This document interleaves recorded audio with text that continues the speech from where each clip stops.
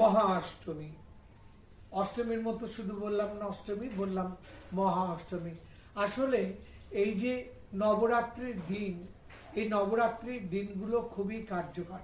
আর শুধু নবরাত্রি কেন, এই পিতৃ পক্ষের পরে দেবী পক্ষের শুরু হলো, প্রতিপদ থেকে শুরু করে অমাবস্যার পরের দিন, তর্পণাদির পর থেকে প্রতিপদ থেকে দীপাবলি পর্যন্ত সময়টাতে যা কাজ করবেন তুরন্ত কাজ হয়ে থাকে, এটা সবাই জানে।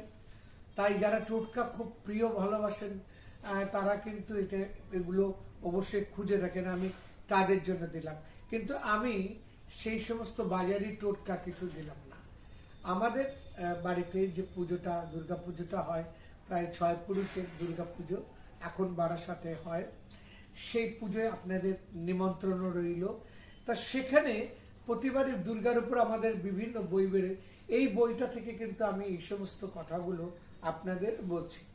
এখানে কুলাচার বলে একটা কথা থাকে, অর্থাৎ পারিবারিক পুজোতে যারা দীর্ঘদিনের পারিবারিক পুজো, সেগুলোতে কিন্তু কুলাচার বলে একটা বিষয় থাকে। তো সেগুলো কিন্তু এমনি আসেনি, কালের পরিপ্রেক্ষিতে, সমস্যার পরিপ্রেক্ষিতে কিভাবে মায়ের কাছে অনুরোধ করলে, আবদার করলে পাওয়া যায়, সেগুলোর জন্য করা হয়। আমি সেরকমই দিচ্ছি, অর্থাৎ কাজ না হওয়ার কোনো জায়গায় নেই।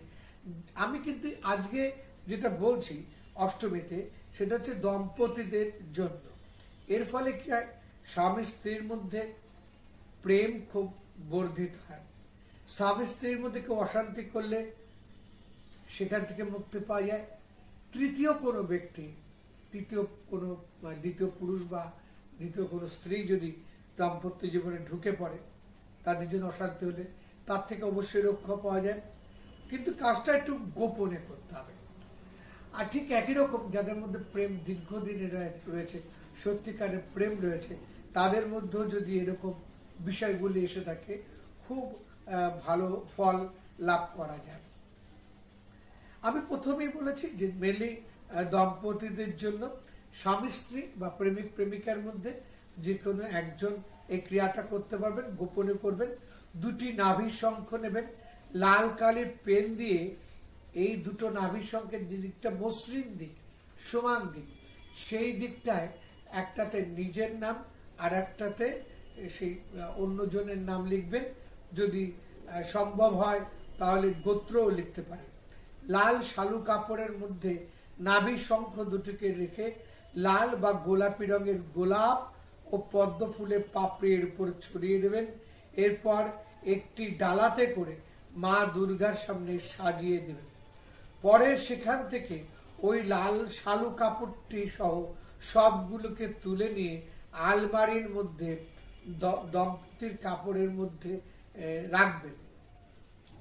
এবার এক্ষেত্রে বলি যে দম্পতি বলতে যার কাপড় জামা কাপড় কাছে নেই তো আলাদা বিষয়, যদি থাকে তার যার উদ্দেশ্য করছেন তার জামা কাপড় থাকলে সেই জামা কাপড়ের মধ্যে রেখে দিলে খুব ভালো হয়।